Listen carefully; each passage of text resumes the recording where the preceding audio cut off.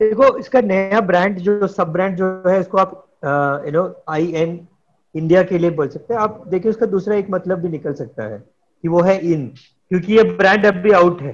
सेंटियापा तो चलता रहेगा, लेकिन प्रोडक्ट को तगड़ा होना पड़ेगा। इंडिया को सच में आत्मनिर्भर बनना है तो हमें वो दिन लाना चाहिए कि हम कंप्लीटली एंड टू एंड एक पूरा मैन्युफैक्चरिंग सेटअप कंप्लीटली, कि हम चिप्स भी बना रहे हैं, फैब्स भी सेटअप कर रहे हैं, सब कुछ कंपोनेंट्स भी हम इंडिया में बना रहे हैं। लाइक आप कितना भी अभी मेड इन इंडिया बात कर लीजिए, आपके कंपोनेंट सारे चाइना से ही आ रहे हैं। तो आप उसके ऊपर अगर मेड इन इंडिया का ठप्पा लगा भी दें, और अगर आप उस पर एक इन का ठप्पा लगा भी दें, क्या आप सही मायने में इंडियन प्रोडक्ट है क्या वो?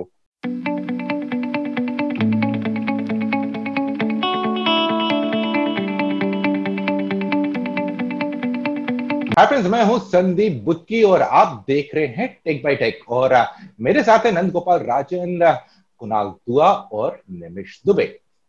कल भारत में माइक्रोमैक्स ने अपना एक नया सब ब्रांड लॉन्च कर दिया। नाम रखा है उसका इन। इन यानी कि इंडिया। सबसे पहले उन्होंने एक टीजर जारी किया अपने ट्विटर पे, या टीजर कहें या पूरा फुल फ्लेज वीडियो रिलीज किया। राहुल शर्मा जो उनके को फाउंडर भी हैं, सीईओ भी हैं, और उनने बोला कि ये ब्रांड होने वाला है। अपना सफर बताया कि अभी तक उनका सफर कैसा रहा था, वो कैसे स्टार्ट की थी अपनी जर्नी, अपनी कंपनी कैसे स्टार्ट की, और साथ में ये भी बताया कि 3 लाख का लोन लिया था अपने पापा के से, और साथ में दो दोस्तों के साथ मिलकर माइक्रोमैक्स की स्थापना की। लेकिन साथ ही साथ उन्होंने ये भी बोल दिया है कि जो गलवान वैली में हुआ है उसे हम कभी भूलेंगे नहीं। प्रोडक्ट का स्पेसिफिकेशंस नहीं बताए, उसमें क्या एक्सपेक्ट कर सकते हैं वो नहीं बताया, खाली नाम बताया। यहां पर सवाल ये उठता है कि इस समय पे जो उनने एक इमोशनल कनेक्ट को छेड़ा है, क्या ये एक कारगर मूव है जिसकी वजह से माइक्रोमैक्स के लिए काफी फायदा हो सकता है, या एक गलत मूव है? कुणाल, आपको क्या लगता है? आई थिंक अगर मार्केटिंग के हिसाब से देखा जाए तो कई लोग बोलेंगे कि ये कारगर मूव है, और ये आई मीन आज अगर देखा जाए तो ये मार्केटिंग ही है, राइट। अगर आप अगर जैसे निमिष ने हमारे आई थिंक 2-3 एपिसोड पहले बोला था, अगर या तो आपके पास प्रोडक्ट होता है तो प्रोडक्ट बोलता है, नहीं तो फिर आप मार्केटिंग के ऊपर ज्यादा ध्यान देते हैं। तो अभी जैसा कि आपने कहा, कुछ प्रोडक्ट तो है नहीं, तो आप चाइना की बात कर लीजिए, या अगर आप इन सब चीजों की बात कर लीजिए, क्लियर है कि उनकी स्ट्रेटेजी ये होगी, नाम नाम से ही पता चल रहा है कि उनकी स्ट्रेटेजी होगी कि इंडियन ब्रांड है, और जो पूरा जो देश में जो एक स्वदेशी चीजों को अपनाने का वेव है, उसको उसको एक्सप्लॉइट करने की कोशिश है, या उसके ऊपर राइड करने की कोशिश है, जैसा भी आप कहना चाहेंगे उसे। तो आई थिंक अगर उस इस हिसाब से, जैसे मैं बोला था, अगर मार्केटिंग के हिसाब से देखा जाए तो बहुत ही स्मार्ट मूव है, लेकिन आई थिंक एक्चुअली में प्रोडक्ट्स उसको बैकअप कर पाएंगे कि नहीं, ये देखना अभी बाकी है। नंदू, ये माइक्रोमैक्स का दोबारा से एक बार रिटर्न होगा भारतीय मार्केट में। कह सकते हैं माइक्रोमैक्स 2.2। आपको माइक्रोमैक्स ब्रांड से काफी ज्यादा आशा है, या फिर आप लग रहे हैं कि लॉन्च करने दो, देखते हैं उसके बाद? इस टाइम पे आपके दिमाग में क्या चल रहा है? देखो, इसका नया ब्रांड जो सब ब्रांड जो है, इसको आप IN इंडिया के लिए बोल सकते हैं। आप देखिए, उसका दूसरा एक मतलब भी निकल सकता है कि वो है इन, राइट, क्योंकि ये ब्रांड अब भी आउट है। तो बेसिकली पहले तो इनको अंदर आना पड़ेगा, बिकॉज है ही नहीं ब्रांड। लेकिन ये ऐसे नहीं कि 2 फोन बेचता है या 3 फोन बेचता है, कंप्लीटली वाइप आउट हो गया है इन वे।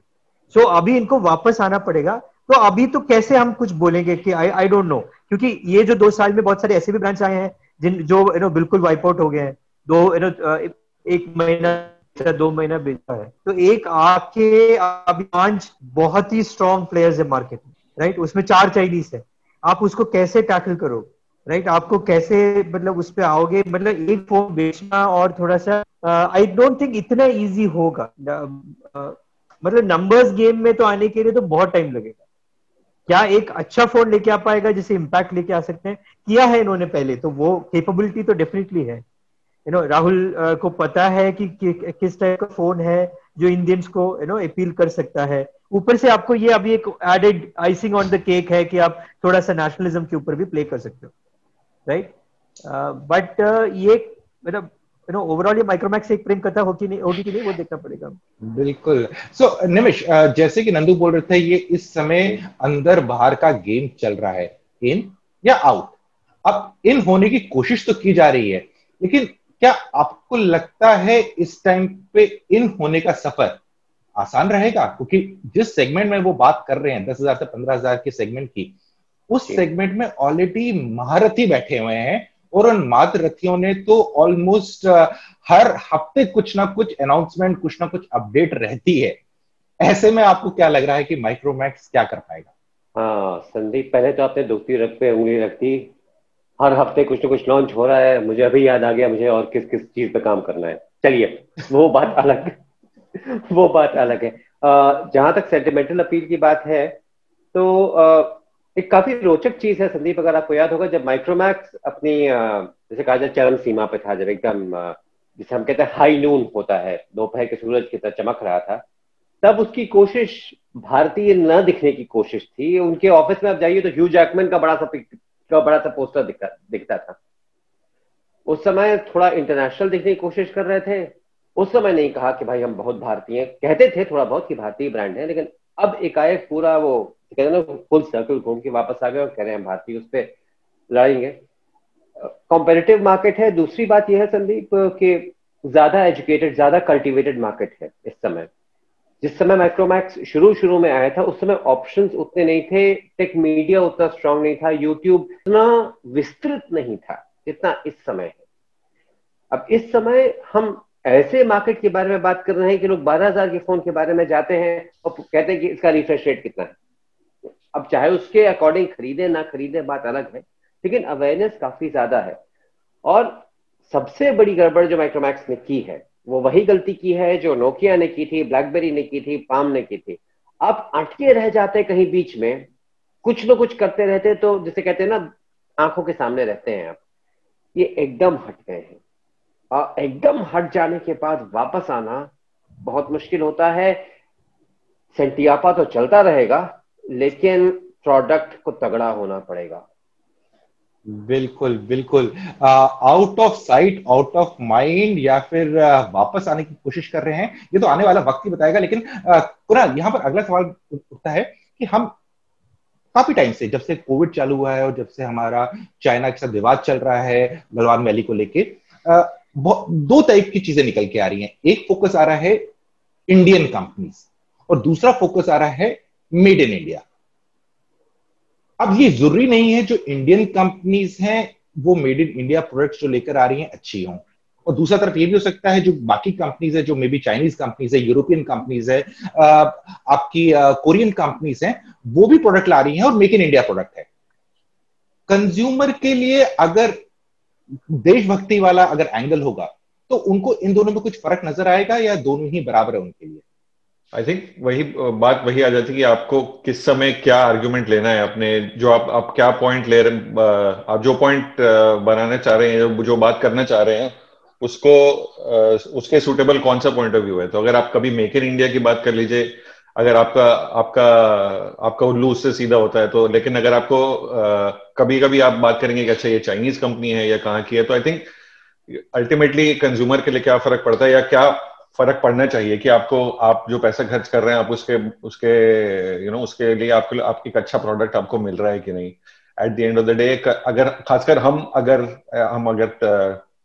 टेक रिव्यूअर्स, टेक जर्नलिस्ट की तरह अगर बात कर रहे हैं कि हमारा काम क्या है कि ये प्रोडक्ट आप जो पैसा खर्च करेंगे उसके बदले में आपको अच्छा प्रोडक्ट मिल रहा है कि नहीं। तो आई थिंक वो चाइनीज कंपनी से आता है या अगर वो इंडियन कंपनी से आता है या वो मेड इन इंडिया प्रोडक्ट है या नहीं, ये उतना इंपॉर्टेंट नहीं है कि बल्कि वो क्या चीज है जो बेची जा रही है और उसके बियॉन्ड क्या, अगर आपको वो कस्टमर सपोर्ट मिलता है कि नहीं, आपको आफ्टर सेल सपोर्ट मिलता है कि नहीं, वो सब, इन सब चीजों के ऊपर आई थिंक बात अगर इन सब चीजों पे रहे तो ज्यादा अच्छा है कंज्यूमर्स के लिए, बजाय कि कौन कंपनी कहाँ से है, कौन क्या कर रहा है। इस मामले पे ध्यान अगर आई थिंक इन सब चीजों पे देखा जाएगा तो जैसे मैं पहले बोल रहा था, वो मार्केटिंग के लिए है या सोशल मीडिया के लिए वो बातें अच्छी हैं, लेकिन अगर अल्टीमेटली अगर आप जब अपना पैसा खर्च कर रहे हैं, खासकर मतलब सब अपना आपको लगता है कि 10,000 ज्यादा अमाउंट नहीं है, बट बहुत लोग जो अपना पहला स्मार्टफोन खरीद रहे हैं उनके लिए 10,000 भी बहुत बड़ा अमाउंट है। तो आपको उस पैसे के बदले में आपको क्या मिल रहा है, आपको अच्छी चीज मिल रही है कि नहीं, आई थिंक इस बात पर ध्यान देना ज्यादा जरूरी है। नंदू, एक चीज देखा जाए तो इस समय भारत में बहुत सारी कंपनियां हैं जो मेड इन इंडिया पे फोकस कर रही हैं, मैन्युफैक्चरिंग में पैसा डाल रही हैं, अपनी चीजों को स्केल अप कर रही हैं। आपको क्या लगता है कि इस समय भारत को अगर 21वीं सदी में दस्तक देनी है, एकदम फुल फोर्स के साथ कदम रखने हैं, हमें जरूरत क्या है? मेक इन इंडिया ज्यादा जरूरत है हमें अपने फ्यूचर को देखते हुए, या made in India company? I think हमें made for the world, sorry make for the world करना पड़ेगा, तभी हम लोग 21वीं सदी की सब बात कर सकते हैं, राइट? बिकॉज बाकी सब में हम लोग मोरलेस है अभी। आगे अगर आगे जाना है, राइट, आप देखोगे चाइना से पहले ताइवान आया, तो ताइवान कितना छोटा जगह है, राइट? ताइवान तो मतलब एक छोटा सा आइलैंड है चाइनीज मेनलैंड के बाद, और वो इतना पावरफुल था। हम लोग 80s में सब आप बात करोगे, हर चीज टॉय से लेके गैजेट, हर चीज पे मेड इन ताइवान लिखा होता था। अभी भी आप देखिए, मतलब अगर हम चिप मेकिंग की बात करें, ताइवान के आगे पीछे कोई कंट्री अभी भी नहीं है, राइट? हर मतलब जो आप दुनिया में कहीं भी कुछ भी गैजेट बना लो, अंदर का सबसे इंपॉर्टेंट पार्ट आपको ताइवान से ही आना है। बहुत कम जगह है जहां पे आप चिप बाहर बना सकते हो। सो आई डोंट थिंक कि हमें मतलब हम अगर हम ऐसे सोचेंगे तो हम इंडिया के अंदर लिमिट हो जाएंगे। हम वो चाइना ने क्या किया, China became the factory of the world, हमें भी कहीं ना कहीं वही बनना पड़ेगा, और वो इजी चीज नहीं है, right? And China did not become factory of the world by saying कि हम बाहर का कोई प्रोडक्ट नहीं यूज करेंगे। They opened their, मतलब despite being a communist country, despite being a completely socialist kind of a country, they opened up completely, right? The Chinese model of communism तो मतलब और कोई adopt नहीं कर पाया, इतना capitalist है वो, right? So that is how they grew ना। अगर हम एक इनवर्ड लुकिंग मोड में जाके हम सोचेंगे कि हम दुनिया का सुपर पावर बनेंगे, I don't know, right? Because हमें 30 साल लगा है उससे बाहर आने में। इस हम चारों लोग उस जमाने से आते हैं, जो हमने भी देखा है प्रोटेक्शनिज्म क्या होता है, राइट? हम भी लाइसेंस राज के टाइम पे आते हैं, हमने भी देखा है। मेरे भी पेरेंट ने डैड ने अपने चेतक के लिए 3 साल वेट किया था, राइट? फोन के लिए 2 साल वेट किया था। तो हम क्यों ऐसा सोचते हैं आजकल फिर से, ये मुझे समझ में नहीं आ रहा, राइट? क्यों ये थोड़ा सा वो टीवी की डिबेट्स की तरह हो रहा है, मतलब तो कुछ है नहीं, बोलते रहेंगे हम लोग, राइट। चलते कुणाल, आपसे आखिरी सवाल, अगर इंडियन ब्रांड्स कह रही है कि अब हम आत्मनिर्भर बन रहे हैं, अपने नरेंद्र मोदी का जो स्टेटमेंट था उसको इन्वोक कर रहे हैं, उसके बारे में बात कर रहे हैं, तो उसी लय में, उसी टोन में उनको अपने कंपटीशन की भी बात करनी चाहिए कि नहीं करनी चाहिए? जहां पर बोलना चाहिए ठीक है ये लोग हैं, अच्छे प्लेयर्स हैं, लेकिन हम इन्हें टक्कर देंगे, क्लियरली बोलें। आपको लगता है ये वक्त आ गया है कि यलगार करने का इंडियन ब्रांड्स का, अगर वो चाहते हैं सच में मार्केट में एक भूकंप लाना? आई थिंक अगर ऐसा वो करना चाहते हैं तो सब कुछ करना चाहिए। मैं जैसे नंदू बोल रहे थे, लाइक अगर हम इंडिया को सच में आत्मनिर्भर बनना है तो हमें वो दिन लाना चाहिए कि हम कंप्लीटली एंड टू एंड एक पूरा मैन्युफैक्चरिंग सेटअप कंप्लीटली, कि हम चिप्स भी बना रहे हैं, फैब्स भी सेटअप कर रहे हैं, सब कुछ कंपोनेंट्स भी हम इंडिया में बना रहे हैं। लाइक आप कितना भी अभी मेड इन इंडिया बात कर लीजिए, आपके कंपोनेंट सारे चाइना से ही आ रहे हैं। तो आप उसके ऊपर अगर मेड इन इंडिया का ठप्पा लगा भी दें, और अगर आप उस पर एक इन का ठप्पा लगा भी दें, क्या आप सही मायने में इंडियन प्रोडक्ट है क्या वो? मतलब अगर आपको सही मायने में, लाइक जैसा मैंने बोला, उस पर कोई फर्क नहीं पड़ता at the end of the day, अगर आप जेन्युइनली कंज्यूमर के पॉइंट ऑफ व्यू से देखें। लेकिन अगर आपका आर्ग्यूमेंट यही होगा कि हम मेड इन इंडिया है, हम इंडियन कंपनी है, तो फिर आई थिंक फिर हमें उसमें पूरा उसको ध्यान से देखना चाहिए कि एक्चुअली में क्या है, कि वो आप क्या सिर्फ चाइना से कंपोनेंट इंपोर्ट करके उसको मेड इन इंडिया का ठप्पा लगा के और उस पर अपना इनका स्टिकर लगा के, या जो भी आप कंपनी है उसका स्टिकर लगा के वो कर रहे हैं। क्योंकि हमने देखा है, लेकिन अगर आप जो पहला दौर था इंडियन ब्रांड्स का, जिनमें माइक्रोमैक्स भी शामिल था, उस दौरान तो यही कर रहे थे ये लोग कि जब in fact like made in India तब तो कुछ था ही नहीं, तो आप लिटरली चाइना से फोन इंपोर्ट करते थे और उस पर अपना ठप्पा लगा के यहाँ बेच रहे थे। काफी साल अच्छा किया। फिर अल्टीमेटली चाइनीज कंपनीज जागें कि अरे हम इनको क्यों दें, हम खुद जाके ही ना बेचने लग जाएं। और आई थिंक लाइक वही हुआ जो आज की तारीख तक चल रहा है, और वो ब्रांड्स चेंज हो गए और ब्रांड्स इवॉल्व हो गए, तो मार्केट काफी चेंज हो गई है।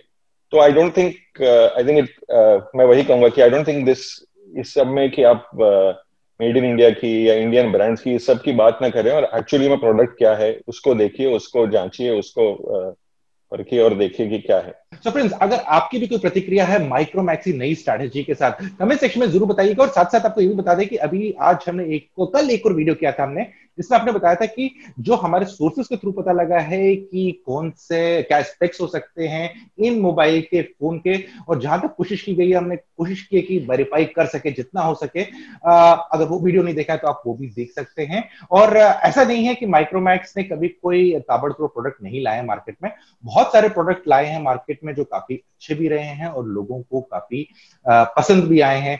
डुअल सिम फोन जब लाए तो ऑलमोस्ट ये कह सकते हैं माइक्रोमैक्स ने डुअल सिम स्मार्टफोन्स की जो भारत में रेस थी वो चालू करवाई।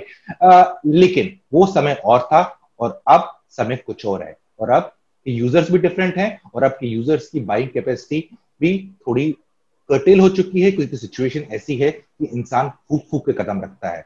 तो देखते हैं कि जब भी माइक्रोमैक्स अपने स्मार्टफोन लॉन्च करेगा क्या है उसमें खास, और क्या वो कंज्यूमर्स को अपनी तरफ आकर्षित कर पाता है कि नहीं, आने वाला समय ही बताएगा। मुझको, नंद गोपाल राजन को, कुणाल दुआ को और निमिष को दीजिए इजाजत। जल्दी मिलते हैं एक और नए वीडियो में, तब तक के लिए आप अपना ख्याल रखिएगा।